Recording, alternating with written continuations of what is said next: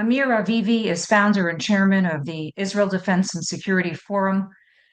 Amir, we've spoken about this many times, the fact that America and Israel will go to war against Iran. It's here. Thank you for joining me to give some clarity to what's happening on the ground. My pleasure.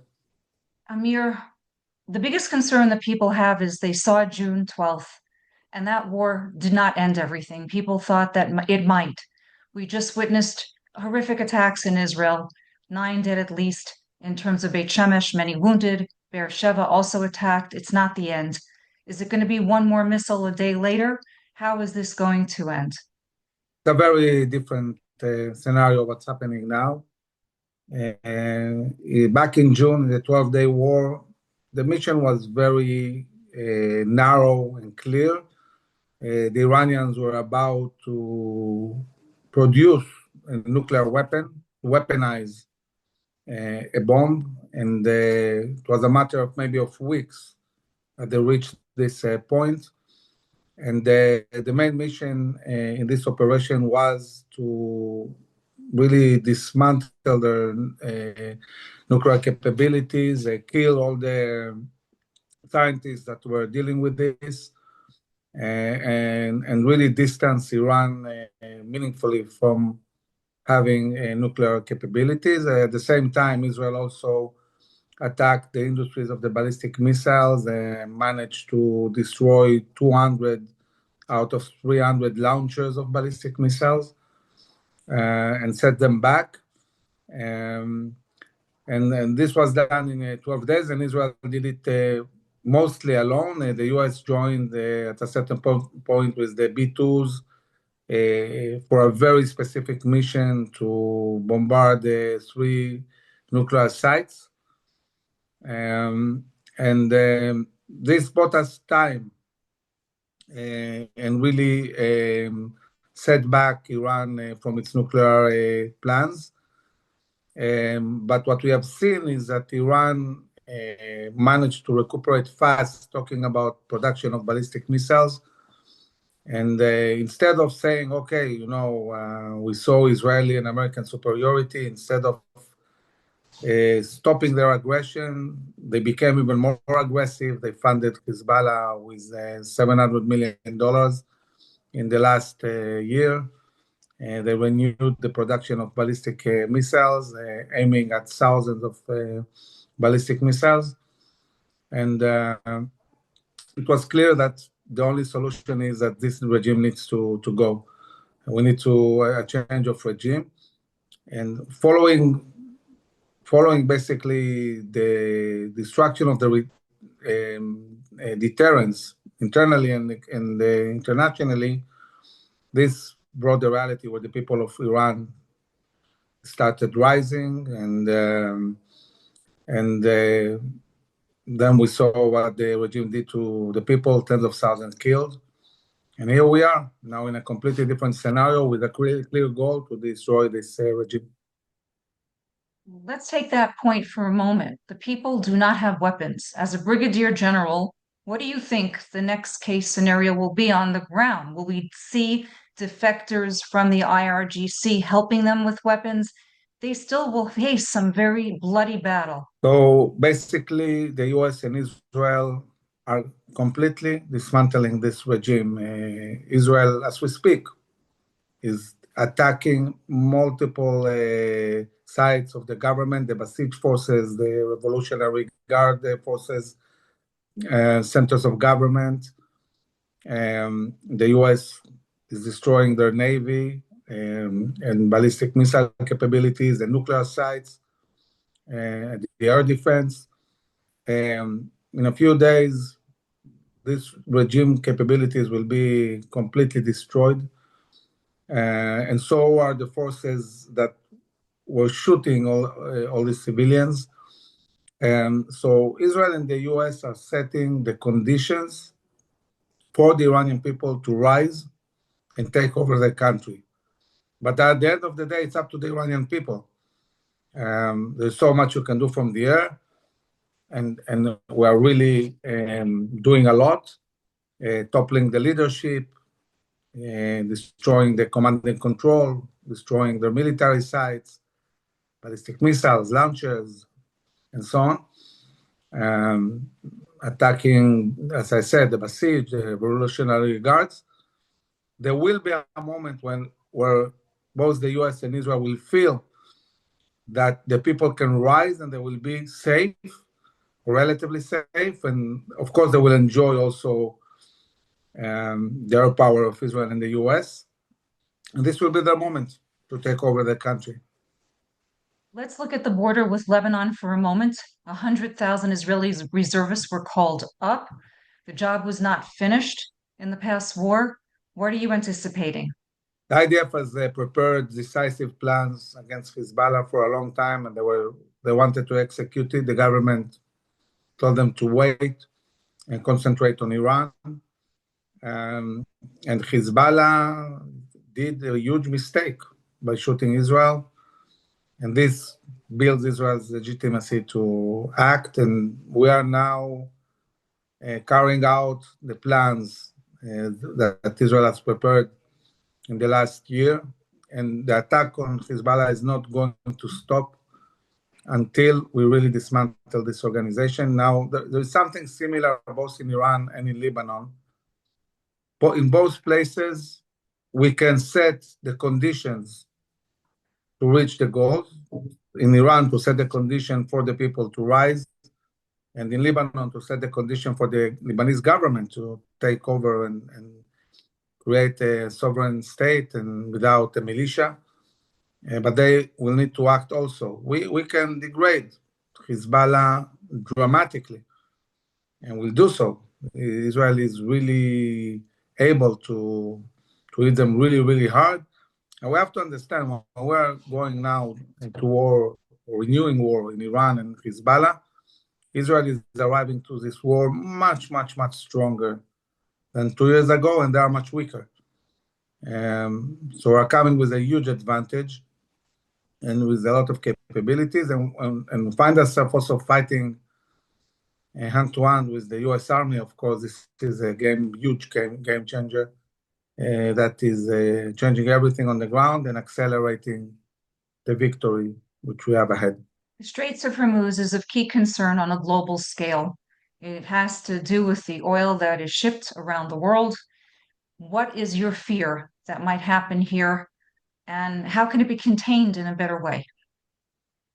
So the prices of oil went up approximately 10% in the last 24 hours, about $80. This is Iranian strategy. They understand that what's important for the American people is cost of living and the prices of oil. So first, they try to close the Hormuz strains. The response was obvious, and they did a huge mistake, and the US immediately destroyed their navy. And then they said, okay, if this is the case, now we're going to shoot Saudi fields and Emirati and Kuwaiti, and they are shooting at their neighbors, trying to really affect the prices of oil. I think the response needs to be, first and foremost, to produce more oil. The US needs to produce now more oil and gas. And Venezuela, Azerbaijan, all the countries that are big producers of oil need to really produce more and keep prices lower. And also we have to understand that this reality is a short-term reality. And in a few weeks, the prices will go back down after this regime will be dismantled. Maybe one interesting indicator, is the Israeli stock market, which had today the best day since the corona. So while we're fighting, there is a rally in the Israeli market, and I think this is a good signal that what we're doing is the right thing, and this eventually will bring a lot of prosperity and peace agreements and stability. So it's very important to reach this goal of bringing down this regime, and following that, there will be a completely new reality in the Middle East. We've discussed this many times about the Gulf countries and will they enter the war? And we're seeing, interestingly enough, that Qatar just took down planes, Iranian jets. We also have seen, of course, a U.S. serviceman killed, accidental fire from Kuwait. War is an ugly thing. Are you surprised at the way that the Gulf countries came on board? So I think the Iranians expected that when they shoot all these countries, they will put pressure on the US to stop the war. And exactly the opposite happened. We see that the Iranian aggression is bringing more and more countries into a coalition against Iran. And I think all the countries understand the power of the US, the resolution, the willingness to fight and win decisively. They see where this is going. They understand that the balance of power has shifted and the US is back, powerful, and really impacting the Middle East. And you know how it is. Everybody wants to be on the side of the winners, and they understand that the US and Israel are going to win decisively. The militias. I mean, look at Iraq, and you have Shia and Sunni in one country, and grave concern about Shia that are beholden to the Iranians. So, how does that play out? So we understand that we need to dismantle all the Shia axis, including the Houthis, including the militias in Iraq and Hezbollah, and also Hamas. Um, and the strategy, the way to do it is first and foremost to topple the head of the snake, to bring down the Iranian regime. It's obvious that without the support of Iran, without the funding, without the technology, without the guidance, this will weaken dramatically all the proxies and will set the terms to dismantle them and destroy them. So we're really focused on Iran, and this obviously will impact other areas. We might see the Houthis also joining the fight, and maybe the militias in Iraq. And we are ready. We understand that this is a multi-front war, and we prepared for that with the US, and we'll act accordingly. Are there sleeper cells in other countries that have been targeted? Because when you're looking at the Iranian people, they have some fairly bad guys living in other countries, both in Europe and in South America. When this plan was laid out in your mind, I'm sure this was discussed. What's next? Well, I think that Iran might retaliate in multiple ways, and I think there is high alert everywhere in Europe, South America, and other places where you have a danger of terror attacks or bad players.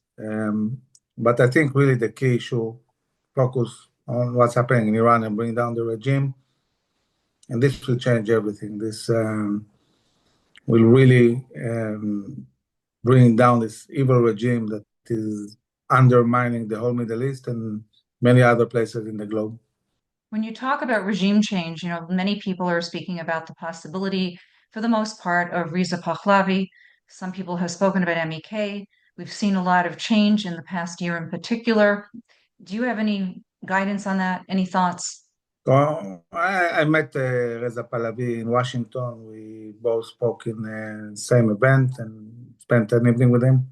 Very impressive guy. I think that for years we have been saying that the main problem in Iran that there is no leader to the opposition. But now the Iranian people have rallied behind Reza Pahlavi. They're listening to him. They understand that his intention is to do an interim government and move Iran towards democracy, and they want it. They understand that he doesn't intend to create a kingdom again. It's not like his father, and they're trusting him that he will do the right thing for Iran. So they are raising the flag of the Shah. They want him to take over.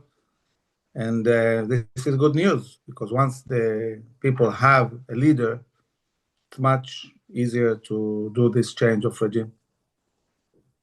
We have discussed the issue of taking out nuclear capability, and we know it's very deep in mountainous areas. What is it going to take to actually get to it this time? Because the public has heard many things. This is not an easy task.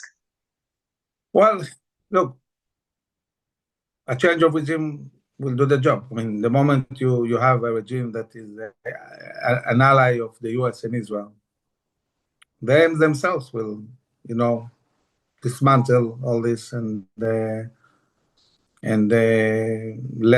the Saba people, anybody who needs to monitor this, do it on the ground. So the key is bringing down the regime. I mean, we're not going to find every single danger in Iran. We have to focus on bringing down the government. Um, any intelligence Israel and the US have is being exploited, and there is attacks. The US is sending the B2s and the B1s, probably also the B52, attacking everywhere that is needed, and trying to destroy from the air as much as possible. And I think that 90% can be destroyed. But then when there will be a change of regime, then really it's, a whole different scenario. I mean, I know it's hard to imagine, but I would assume that we'll have peace with Iran before we have peace with Saudi Arabia. Well, I'm going to hold you to that. Brigadier General Avivi, before I let you go, how long do you think the war will last? Probably a few weeks. Might be shorter, depends on the results. And one big question, which will define a lot of what will happen, is the Iranian people. When are they going to rise? And in what way? And this will define how things will end. Brigadier General Amir Avivi, he's the chairman and founder of the Israel Defense and Security Forum. Thank you for sharing your insights, and I'm sure we'll speak with you soon again. Thank you very much.